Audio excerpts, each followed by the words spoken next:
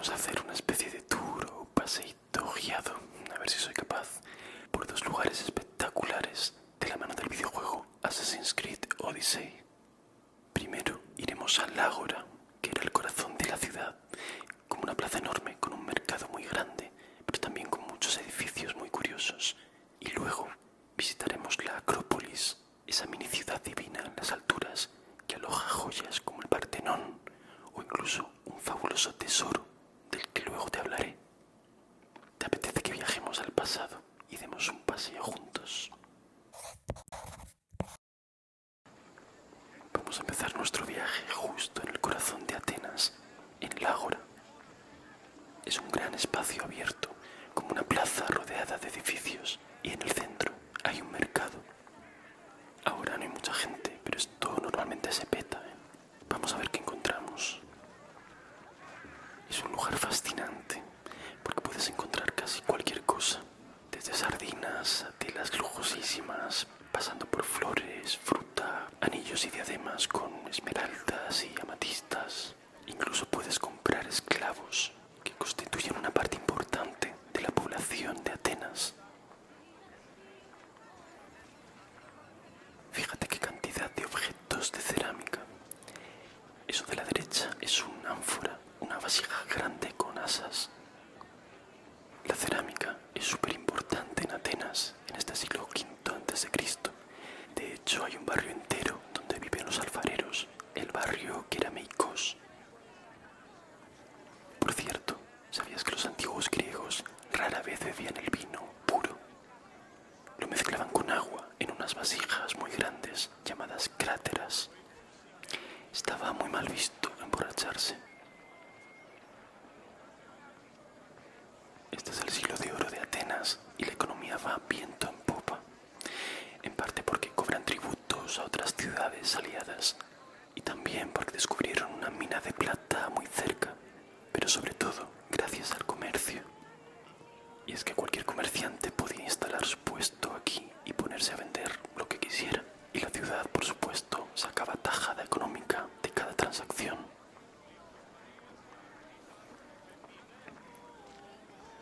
Mira ese perro de ahí.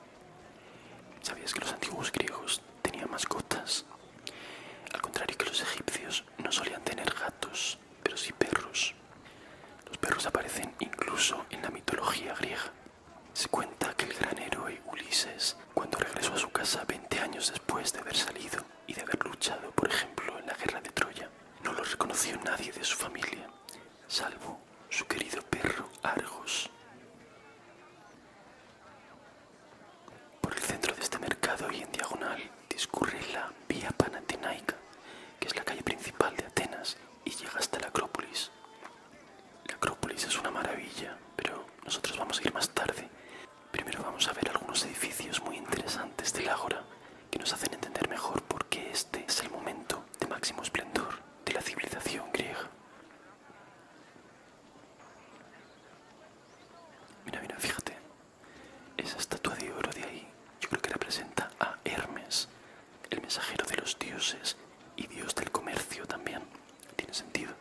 Tiene un casco con alas y sujeta un caduceo, que es un bastón con serpientes entrelazadas. Pero bueno, vamos a ir a ver este otro edificio. Es la Stoa Poikile. Stoa quiere decir pórtico y Poikile pintada, así que se llama así por los impresionantes murales que tiene en el interior. Representan victorias militares griegas, como la batalla de Maratón, que ha tenido lugar hace poco en el 490 a.C., y en la que Atenas ha aplastado a los persas.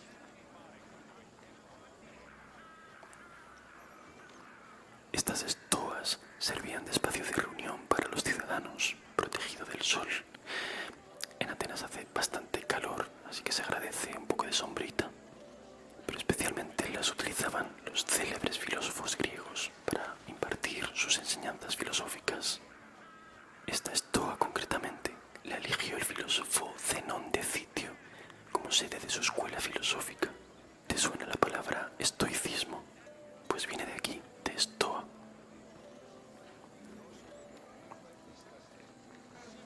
¿Sabías que los griegos comían medio tumbados sentados o reclinados de un lado. En esta otra estoa, además de un pórtico, había una serie de estancias destinadas a servir de oficina a los magistrados atenienses, algo así como funcionarios que controlaban el comercio del ágora. Pues en algunas de estas habitaciones se han encontrado algunos clinés. La verdad es que yo como medio reclinado en el sofá. Debo de ser un poco griego. En el ágora hay también algunos templos. Este templo pequeño de aquí está dedicado a Apolo, una de las divinidades masculinas griegas más importantes. Este otro templo de aquí es bastante impresionante. Está dedicado a Hefestos, el dios de la metalurgia. En los alrededores del templo hay muchas fraguas donde se forjan armas y armaduras, porque Atenas, como nos contaban aquellos murales, acaba de ganar la guerra contra los persas, las guerras médicas, y dentro de unas décadas se va a enfrentar a Esparta en las guerras del Peloponeso. Así que figúrate si es importante la metalurgia para poder trabajar los metales y forjar armaduras, espadas, escudos y todo eso. Luego veremos un templo todavía más increíble, el Partenón, que está en lo alto de la Acrópolis, así que no nos vamos a detener mucho aquí. Pero, ¿te has fijado en el estandarte azul del búho? Bueno, en realidad es un mochuelo y es el símbolo de Atenea, diosa de la sabiduría, el equivalente de la diosa romana Minerva. Atenas inventa la democracia en este siglo, nada menos, y este edificio nos puede dar pistas muy interesantes sobre eso. Es el Bouleuterion, la sede del consejo de la ciudad, también conocido como Boule. Es un consejo de 500 miembros, seleccionados al azar entre todos los ciudadanos, que además van rotando cada año para evitar la corrupción. Vamos a ver cómo es. Tiene unas gradas que rodean todo el perímetro, así que se parece mucho a cualquier congreso de nuestra época. Este espacio facilita que todos participen proponiendo leyes y discutiendo políticas. Por cierto que la misma palabra política viene de aquí, del griego polis o ciudad. La política son los asuntos de la ciudad. No sé si te has fijado que las columnas son jónicas en el interior y dóricas en el pórtico de entrada. Es bastante común que haya una combinación de estilos o órdenes arquitectónicos en los edificios griegos. Justo enfrente, a la salida, está el monumento de los héroes epónimos. La palabra epónimo significa que da nombre a algo. En este caso, este monumento representa a los héroes míticos que daban nombre a cada una de las 10 tribus en las que está organizada Atenas. Bueno, que aquí solo veamos 4. Por cierto que el consejo o boule también está formado por 50 ciudadanos de cada una de las 10 tribus. Así que no podía ser más igualitaria la democracia ateniense. Justo al lado tenemos esta otra estatua, que estoy seguro de que sabes a quién pertenece. Mira. Muestra a Teseo. Es uno de los héroes más importantes de la mitología griega. Según la leyenda, acabó con el feroz minotauro que habitaba en el laberinto de Creta. Para ello contó con la ayuda de Ariadna y un misterioso hilo, pero eso será una historia que contaremos en otro momento. Este edificio que vamos a ver es el Tribunal de Justicia más importante de Atenas, la Heliea. Es posible que su nombre provenga de Helios, sol, ya que las audiencias se llevan a cabo en el exterior, bajo un sol de justicia. Curiosamente, también se llama Ecclesia, que quiere decir asamblea, y es de donde proviene en español la palabra iglesia. Al celebrar los juicios al aire libre, a la vista de todos, consiguen que sean mucho más transparentes, claro. Los miembros del jurado o iliastas también son elegidos al azar de entre todos los ciudadanos y además se les paga por su servicio. De esta manera se fomenta la participación ciudadana y se democratiza todavía más el sistema, porque permite que incluso los ciudadanos más pobres participen en el proceso judicial. ¿Sabías que uno de los juicios más importantes de la historia tuvo lugar aquí, en la Ilíada? Fue el que acabó condenando a muerte a Sócrates, el famoso filósofo griego.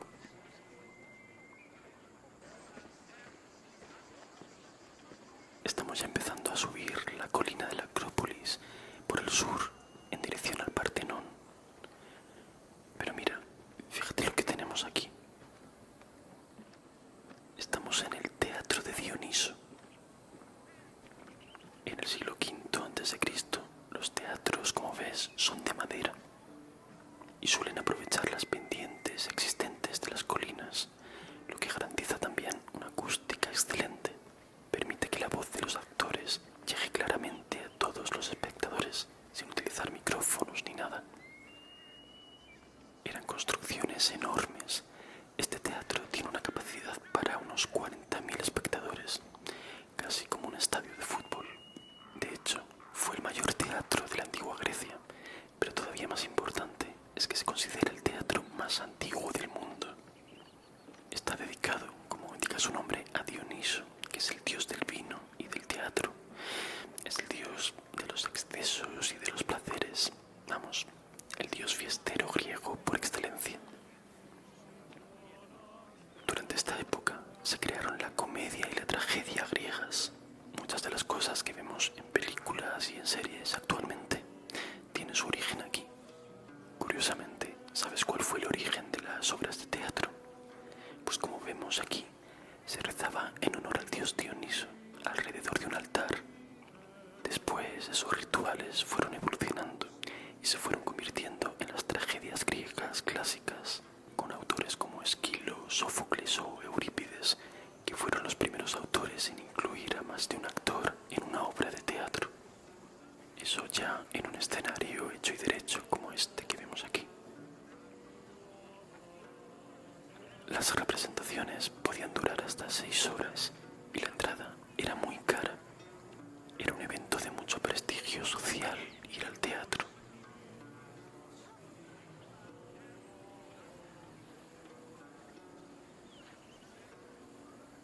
Oye, ¿ves a esos dos de ahí jugando como al hockey o algo parecido? Pues por lo visto, sí, los antiguos griegos jugaban a un juego que era muy parecido al hockey moderno. Se llamaba queretice y se jugaba con una pelota y un bastón curvo o un cuerno. No se sabe mucho sobre el juego, pero aparece representado en muchas vasijas y ánforas griegas de la época. Pero mira, también nos hemos topado con este espléndido olivo. El olivo tiene un lugar especial en la mitología y en la historia de Atenas. Luego te contaré por qué. Pero creo que, como nos pilla de camino mientras subimos a la Acrópolis, creo que podríamos pararnos aquí y hacer una visita. Es una casa muy especial. Bueno, eso si nos dejan entrar y curiosear un poco. Vale, no ha habido ningún problema. Solo he tenido que sobornar a unos cuantos soplitas. Esta es la casa de Pericles. ¿Quién es Pericles, dirás tú? Pues Pericles es el máximo líder de Atenas durante esta época, durante su época de máximo esplendor. Estuvo al frente de la ciudad durante 30 años y pasó a la historia por impulsar la democracia ateniense. Algunos dicen directamente que creó la democracia. Pericles llevó a cabo las medidas para fomentar la participación ciudadana que te contaba hace un momento, como pagar a los ciudadanos por formar parte de un jurado o repartir equitativamente los cargos públicos. Pero también fue famoso por promocionar mucho la cultura y el arte de la ciudad. Bajo el liderazgo de Pericles se iniciaron proyectos monumentales en Atenas, como por ejemplo el Partenón y otros edificios de la Acrópolis, que es justo lo que vamos a ver dentro de un momento. Pues eso, con Pericles Atenas vive su edad de oro, así que se merece una buena choza, ¿no? A decir verdad, en 2024 no conocemos la ubicación exacta de su casa, pero tendría que haber estado justamente por aquí, en una zona muy prestigiosa de Atenas, cerca de la Acrópolis y del Ágora. Y siendo una persona tan importante, pues es probable que su residencia fuese más o menos así, con salas muy amplias y elegantes, y con magníficos patios interiores.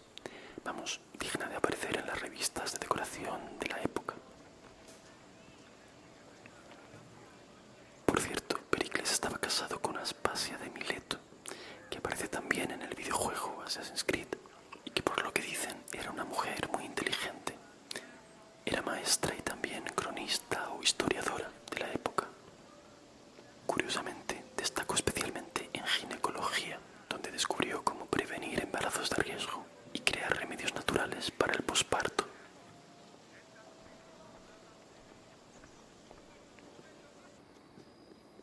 Nos hemos entretenido un poco en la casa de Pericles, que es que era muy grande y nos ha sacado un vinito y todo eso, pero ya estamos de vuelta, enfilando el último tramo en dirección a la Acrópolis.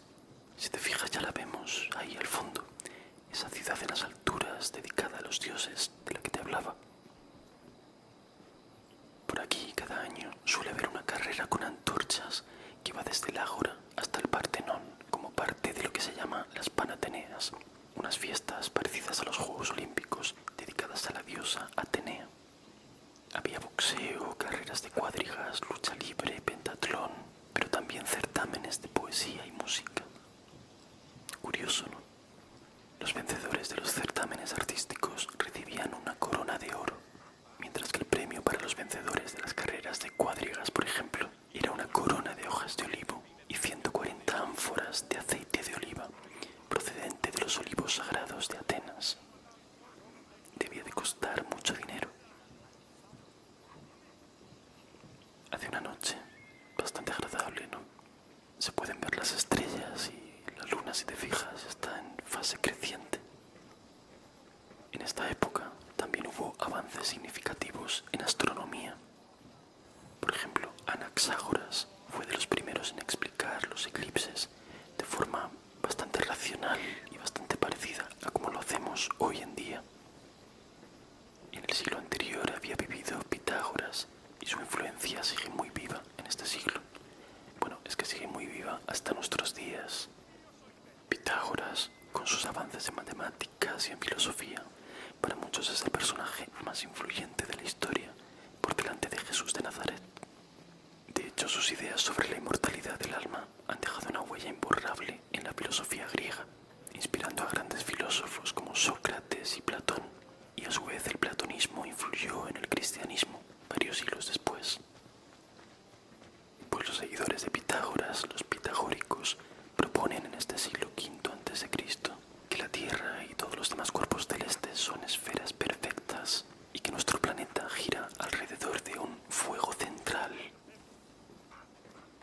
Demócrito sugiere la hipótesis de que el universo está compuesto por partículas indivisibles, algo muy parecido a lo que hoy en día conocemos como átomos.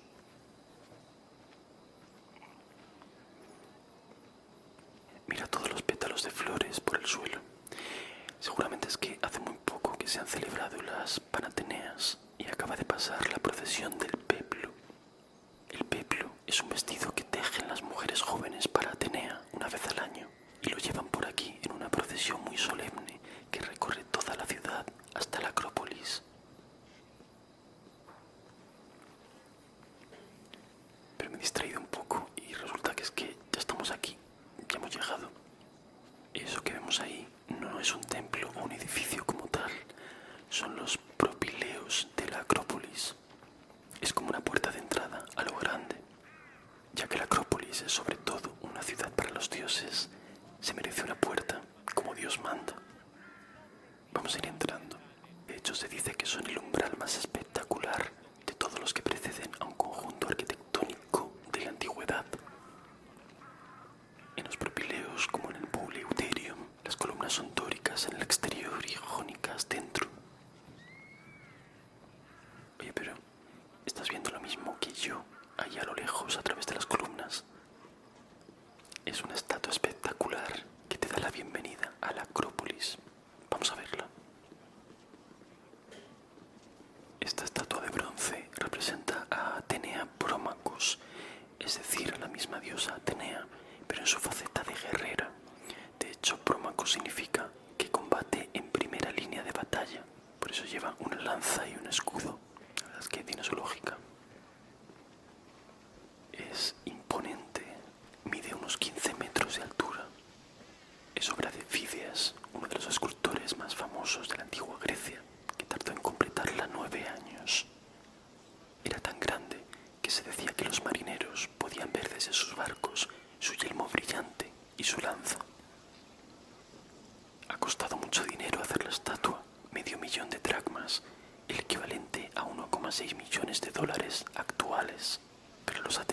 lo han pagado con el botín saqueado a los persas en la batalla de Maratón, que ha puesto fin a la Primera Guerra Médica.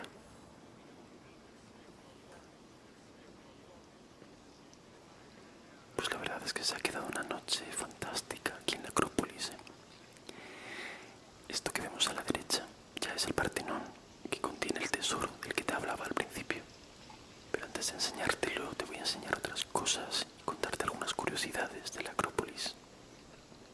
Esta colina empezó a poblarse ya desde el Neolítico, milenios antes, y algunos siglos después hubo aquí fortalezas y pequeños edificios de piedra. Pero la época de mayor esplendor de la Acrópolis, la época de los edificios más famosos cuyas ruinas podremos ver en el siglo XXI, es justamente esta, el siglo V a.C. Como te decía antes, la economía de Atenas estaba a tope en esta época, lo que hizo posible que Pericles financiase este proyecto enorme. Junto con un montón de artistas griegos, consiguieron hacer de la Acrópolis un monumento glorioso, dedicado a los dioses y a los atenienses. ¿Recuerdas que te dije hace un rato que el olivo era un símbolo muy importante para la ciudad? Tiene que ver con la mitología y precisamente con la Acrópolis. Según la mitología, la Acrópolis es el lugar donde supuestamente compitieron Atenea y Poseidón por ver quién se convertía en el patrón de la ciudad. Poseidón golpeó el suelo con su tridente y creó una fuente de agua salada, lo que simbolizaba el poder del mar. Atenea, en cambio, clavó su lanza en la Acrópolis y del suelo brotó el primer olivo, como ese que vemos ahí, que ofrecía alimento, aceite y madera. Los atenienses se quedaron impresionados por lo maravilloso que era el olivo y, claro, eligieron a Atenea como su protectora. Por eso llamaron a la ciudad Atenas en su honor. Sí, la verdad es que es una historia que tiene spoiler desde el principio. Fíjate qué vista tan impresionante tenemos de Atenas desde aquí, desde lo alto de la Acrópolis.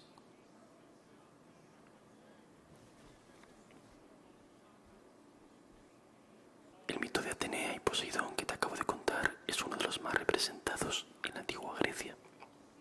Este edificio, que es probablemente el segundo más famoso de toda la Acrópolis, también representa esta lucha. Es el Erechtheion y en una de sus estancias, esta de aquí, precisamente tenemos a Poseidón con su magnífico tridente. Por cierto, ¿sabías que Poseidón, aparte de ser el dios del mar, también es el dios de los caballos? Según la mitología griega, Poseidón creó el primer caballo en un intento de impresionar a Deméter, la diosa de la agricultura griega. Y en esta otra sala, la de la fachada principal, está Atenea, en su faceta de patrona de la ciudad, es decir, Atenea Polias. Atenea Polias, Atenea Prómacos, son diferentes apellidos o epítetos, pero sigue siendo la misma diosa, solo que con diferentes facetas. Muy polifacética Atenea. Pero estoy seguro de que conoces este templo, aunque no lo creas, y lo conoces por otra cosa. Seguro que conoces el Erechtheion por el famoso portal de las Cariátides. Son estas 6 muchachas convertidas en columna, y por cierto, vestidas con el peplo que te contaba antes, o sea, con una túnica sin mangas, muy elegante.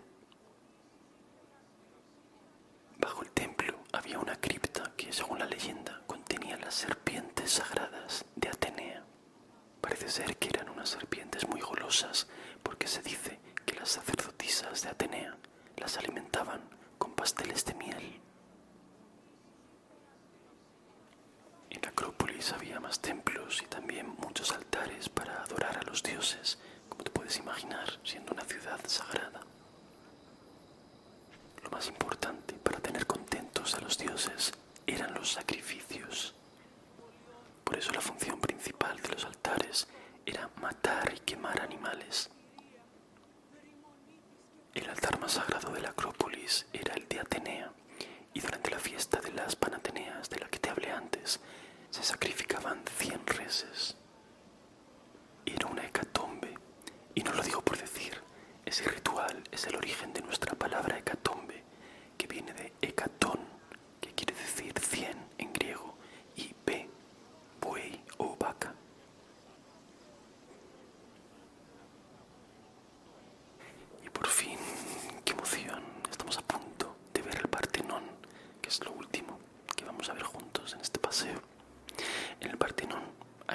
tesoro, como te contaba al principio del vídeo, y también hay una estatua diferente a todas las demás. Mira, mira, mira hacia la izquierda un momento. Esta es la fachada principal. Sabes que muchos siglos más tarde, en el siglo XVII, el Partenón se utilizaría como almacén de pólvora. No fue la mejor de las ideas, porque durante una guerra, una bala de cañón lo acertó de lleno. El tejado voló por los aires y muchas columnas y muros quedarían derruidos para siempre.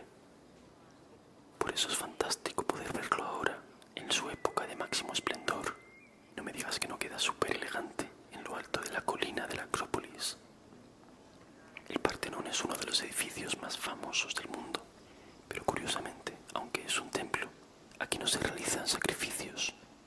Funciona más bien como símbolo de la riqueza y de la superioridad de Atenas. Por eso es uno de los monumentos más y mejor decorados de la arquitectura griega. Aquí hay representadas muchas de las cosas de las que te hablé antes, como la lucha entre Atenea y Poseidón o la procesión de las Panateneas, entre otras muchísimas escenas mitológicas.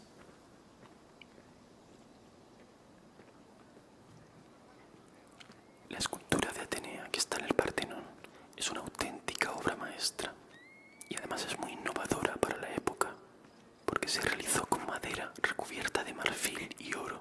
Es lo que se llama una escultura crisoelefantina. Se cree que hacer esta estatua costó tanto como la construcción de todo el edificio. Si te fijas, en la base de la estatua de Atenea hay una serpiente enroscada junto al escudo de la diosa. Representa la conexión de Atenea con la tierra y con los poderes del inframundo. Y lleva en su pecho la cabeza de Medusa, a modo de talismán protector. En la sala hay una piscina, pero no para bañarte, sino más bien para conservar mejor el marfil de la estatua. Además, las paredes están decoradas con escenas muy coloridas de las Panateneas.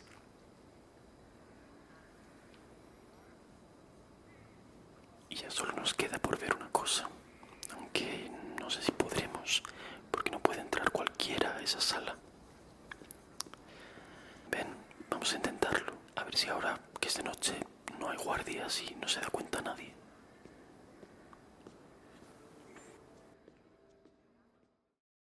Ha habido suerte. Estamos en la sala del tesoro del Partenón, rodeados de joyas, lingotes de oro, cofres y monedas. Y es que aquí se guardaban las riquezas de la ciudad, las ofrendas con las que se obsequiaba a Atenea, los tributos que Atenas cobraba a otras ciudades y los botines que lograba saquear en las guerras.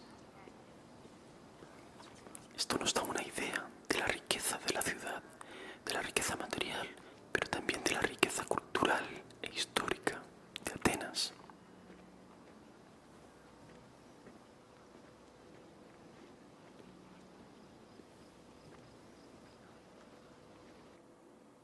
Ya está casi amaneciendo y poco a poco estamos regresando en el tiempo hasta la época actual.